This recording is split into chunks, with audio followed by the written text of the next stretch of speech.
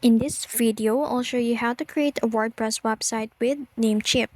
So, first make sure you are on the official website of namecheap.com, and then you can use the search bar to find your desired domain like your business name.com, and then add it to your cart. After that, choose a hosting plan for beginners.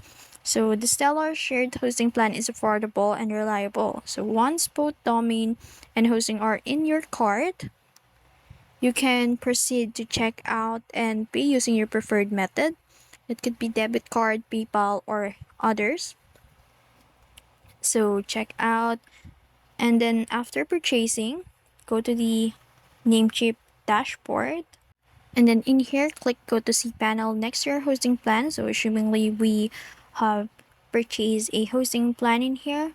So this will take you to the control panel where you'll install WordPress. So scroll down to the Softaculous Apps Installer section and then click on the WordPress icon and then click install now and then choose your domain, leave the directory field blank and then set up your site name and description, admin username and password, and admin email. So you can also choose a theme now or change it later. So click install and wait for the setup to complete.